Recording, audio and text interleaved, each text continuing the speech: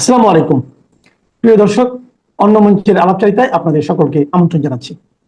আজ আমাদের আলোচনায় আমন্ত্রিত অতিথি হিসেবে আছেন। গতকাল বেশ কয়েকটা গুরুত্বপূর্ণ ঘটনা ঘটেছে। অ্যাপারেন্টলি মনে হচ্ছিল সব শান্ত হয়ে এসছে, কিন্তু প্রথম আমরা উপদেষ্টা ওয়াহিদুদ্দিন মাহমুদের একটা মন্তব্য দেখে দেখলাম যে না, প্রধান উপদেষ্টা থাকছেন। তাতে মনে হলো যে সব কিছু মোটামুটি শান্ত হয়ে এসছে, কিন্তু তারা এরপর একটা অফিসিয়াল স্টেটমেন্ট, যেটা প্রধান উপদেষ্টা তার অফিসিয়াল ফেসবুকে শেয়ার করেছেন, সেটা খুব তীব্র সন্দেহের জন্ম দিয়েছে। এবং একই সাথে গতকালই তিনটা রাজনৈতিক দল দেখা করেছে প্রধান উপদেষ্টার সাথে, বিএনপি, জামায়াত এবং এনসিপি, রেজিস্ট্রেশনহীন একটা দল দেখা করেছেন। অবশ্য ডক্টর ইউনূসের নিজের দল দেখা করতেই পারে, তাদের প্রধান আলাদাভাবে দেখা করতে পারেন। তো দেখা হওয়ার বিষয়টা নিয়ে আলাদা করে আলোচনা করব, এবং এখানে এক ধরনের বিএনপিকে হিউমিলিয়েট করা হয়েছে বলে মনে হতেই পারে, এবং এটা একটা অর্থহীন বৈঠক হয়েছে বলবো আমরা। কারণ স্টেটমেন্ট যেটা দেওয়া হয়েছে, সেই স্টেটমেন্টটা আসলে অনেক কিছু বলে দিয়েছে, খুবই অ্যালার্মিং। আমরা যদি তার প্রতিটা বাক্য পড়ি এবং রিডিং বিটুইন লাইন্স, তার রাইটার্স প্রেমিস বলে যে একজন রাইটার আসলে কি ঢঙে লিখেছেন, অনেক সময় সেটা কমিউনিকেটেড হয়, বা রাইটার নিজে কমিউনিকেট করতেই চান। আমার কাছে মনে হয় পরিকল্পিতভাবে এই ধরনের মেসেজ আমাদেরকে দেওয়ার চেষ্টা করা হয়েছে, মেসেজ সামনে আনার চেষ্টা করা হয়েছে।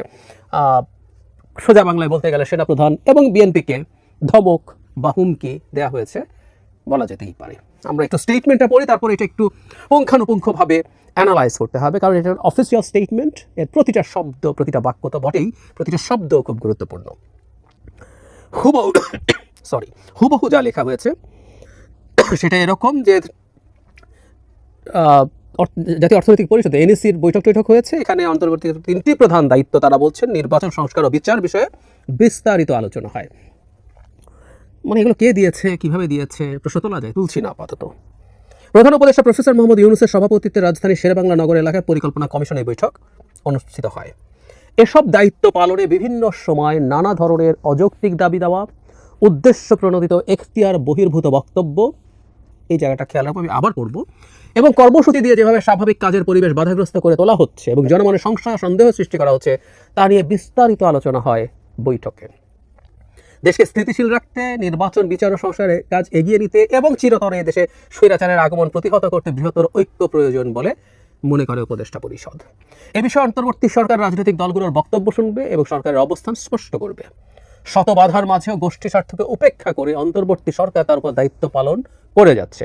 যদি পরাজিত শক্তির ইন্ধন এবং বিদেশি ষড়যন্ত্রের অংশ হিসেবে সরকারের উপর আরোপিত দায়িত্ব পালনকে অসম্ভব করে তোলা হয়, খেয়াল করি, আওয়ামী লীগ এবং বিদেশি শক্তি মানে হচ্ছে আমরা ধরে নিই বিদেশি ষড়যন্ত্র, ইন্ডিয়ান ষড়যন্ত্র পড়ে ফেলাই ভালো, তবে সরকার সব কারণ জনসমক্ষে উত্থাপন করে পরবর্তী সিদ্ধান্ত গ্রহণ করবেন, ভালো কথা। অন্তর্বর্তীকালীন সরকার জুলাই অভ্যুত্থানের জনপ্রত্যাশাকে ধারণ করে, কিন্তু সরকারের স্বকীয়তা, সংস্কার উদ্যোগ, বিচার প্রক্রিয়া ও সুষ্ঠু নির্বাচন ও স্বাভাবিক কার্যক্রমকে বাধাগ্রস্ত করে এমন কর্মকাণ্ড অর্পিত দায়িত্ব পালন করাকে অসম্ভব করে তুললে লাস্ট জায়গাটা সরকার জনগণকে সঙ্গে নিয়ে প্রয়োজনীয় সিদ্ধান্ত গ্রহণ করবে। প্রথম কথাটা হচ্ছে সেনাপ্রধানকে একটা অফিসিয়াল ফর্মাল বক্তব্যে তুলে আনা হলো। আমরা রাগঢাক না করে কথা বলি, সেটা ভালো হবে। উদ্দেশ্য প্রণোদিত এখতিয়ার বহির্ভূত বক্তব্য। সেনাপ্রধান সাম্প্রতিক সময়ে যে বক্তব্য দিয়েছেন, শুধু এটা না, এর আগেও তিনি রাওয়া ক্লাবে একটা বক্তৃতা করেছেন, সেটা নিয়েও সরকারের মধ্যে কারো মধ্যে স্ট্রেস তৈরি হয়েছিল। এটা একই ধরনেরই বক্তব্য, এখানে সেটা তারা ডেকে এনেছেন। আমরা এই জায়গাটা একটু ক্ল্যারিফাই করি। সেনাপ্রধান তার অফিসারদের সামনে যে বক্তব্য দিয়েছেন, সেটা আসলে অফিসিয়ালি তারা জানান নেই, এটা বিভিন্ন সূত্রে মিডিয়াতে চলে আসছে। আমরা এভাবে ধরতে পারি যে এটার এক ধরনের সায় সর্বোচ্চ পর্যায়ে থেকেই ছিল সেনাবাহিনীর, তাহলে ঠিক আছে, কিন্তু তারপর তারা কোনো অফিসিয়াল স্টেটমেন্ট দিয়ে এটা করেননি। এখন সেনাপ্রধান তার এখতিয়ার বহির্ভূত বক্তব্য তিনি দিয়েছেন কিনা, তার উদ্দেশ্য প্রণোদিত ছিল কিনা বক্তব্য, এগুলো নিয়ে সরকারের অবস্থান থাকতে পারে। সরকার তাকে ডেকে প্রধান উপদেষ্টা এটা নিয়ে তাকে সতর্ক করতে পারেন, এটা নিয়ে তাকে তিরস্কার করতে পারেন। ভবল প্রধান উপদেষ্টা তার বস, কিন্তু অফিসিয়াল স্টেটমেন্টে এটা আনা হয়েছে, তার মানে সরকার সেনাপ্রধানকে হুমকি বা ধমক দিচ্ছেন, এটা জনগণের সামনে অফিসিয়ালি সরকার দেখাচ্ছেন। মানে তাদের কাছে মনে হলো যে সেনাপ্রধানের বক্তব্যের পর সরকার কি কিছুটা শক্তির দিক থেকে পেছনে পড়ে গেছে বলে জনগণ মনে করছে, তাই তারা একটা ধমক দেওয়া জরুরি মনে করলেন অফিসিয়ালি, ফর্মালি, যেটার মাধ্যমে জনগণ মনে করবে না সরকারের অনেক হ্যাডাম আছে। আবারও বলছি, সংকটটা যদি তারা মনে করতেন সলভ করবেন, এটা সলভ করার দিকে যাচ্ছেন না, আমি জায়গায় যাচ্ছি, এটা কিন্তু আমাদের খুবই অ্যালার্মিং। সলভ করার দিকে গেলে তারা তাকে ডেকে এই কথাগুলো বলতে পারতেন, পরিষদ বসতে পারত, প্রধান উপদেষ্টা নিজে বসতে পারতেন, খুব ইজিলি এটা করা যেত, কিন্তু সেটা করা হয় নাই। অফিসিয়ালি কাজটা করা হয়েছে এবং তাকে অফিসিয়ালি ধমক দেওয়া হয়েছে। এরপর মূলত কাজকে সমস্যা করতে দেয়া এবং বিশেষ করে প্রচুর রাস্তা আটকে যে বিভিন্ন রকম কর্মসূচি হচ্ছে, অযৌক্তিক দাবি দেওয়া ইত্যাদি ইত্যাদি মিলে সেগুলোতে তাদের কাজের সমস্যা হচ্ছে। মানে এটা কখন সরকারের হঠাৎ করে মনে হলো? যখন জনাব ইশরাক হোসেন এসে তারকে মেয়র করার দাবিতে রাস্তায় নামলেন। শত শত এই ধরনের রাস্তা ব্লক করার ঘটনা ঘটেছে, 5 জন 10 জন 20 জন মানুষ দিয়েও। আমরা এখানে দীর্ঘদিন আলোচনা করেছি যে সরকারকে কঠোর হতে হবে, আইন প্রয়োগ করতে হবে, বল প্রয়োগ করতে হবে। আমি বলেছি, অনেক সমালোচিত হয়েছে, কিন্তু বলেছি, বহুবার বলেছি, সরকার যদি নৈতিকভাবে এবং আইনের মধ্যে থেকে প্রপোর্শনেটলি বল প্রয়োগ করে সেটা জনগণ খারাপভাবে দেখবে না। কিন্তু সরকার এগুলো করে নাই। বিশেষ করে একটা গোষ্ঠীর ক্ষেত্রে সরকার কোনোদিনও বল প্রয়োগের পথে হাঁটে নাই, সেটা হচ্ছে ইসলামিস্ট এক্সট্রিমিস্টরা। বহু ক্ষেত্রে তারা বহু কিছু ঘটিয়েছে, সরকার পদক্ষেপ নেয় নাই। এবং কেন নেয় নাই এই স্টেটমেন্টে আছে আমি মনে করি। আবারও বলছি, আমাদের রিডিং বিটুইন লাইন্স পড়তে হবে। এসব বাক্যের মধ্যে, এসব শব্দের মধ্যে অনেক হিডেন মিনিং থাকে। আমার সাথে কেউ ডিসঅ্যাগ্রি করতে পারে, আমি আমার টেক বলছি। বিএনপিকে এখানে তার মানে যখন ইশরাক করলেন তখন সমস্যা হয়ে গেল, আর আগে হয় নাই। এরপর আওয়ামী লীগের নিষিদ্ধ করার নাম দিয়ে একই ঘটনা কয়েকদিন আগেই হলো, কিছু হয় নাই। কিন্তু এটা তো ডক্টর ইউনূসের নিজের দলের লোকজন, হাসনাত আব্দুল্লাহ, এনসিপি এবং জামায়াত টু সাম এক্সটেন্ট সরকারের সাথে ইজ ভেরি মাচ অ্যালাইন্ড, এবং ইসলামিস্টরা, তাতে সমস্যা হয় নাই। এছাড়াও যে কেউ এই কাজগুলো একটা সময় করেছে, কোনো রকম কোনো ব্যবস্থা নেই। হঠাৎ করে তাদের মনে হলো, ইভেন আমরা একজন উপদেষ্টা সৈয়দা রিজওয়ানা হাসান যখন 2 দিন আগে ব্রিফিং করছেন, তখনও তিনি বলছেন অফিস থেকে যমুনায় আসবো, রাস্তা আটকে যায়, কারোর সাথে মিটিং আছে, হয় না। হঠাৎ করে তাদের মনে হওয়া শুরু করলো। হ্যাঁ, কারণ এটা বিএনপি করেছে। কারণ ভালো খারাপের আলোচনা করছি না, আমরা একজন পর্যবেক্ষক হিসেবে যদি দেখি, আপনি চেরি পিক করছেন, এটা মতলববাজি।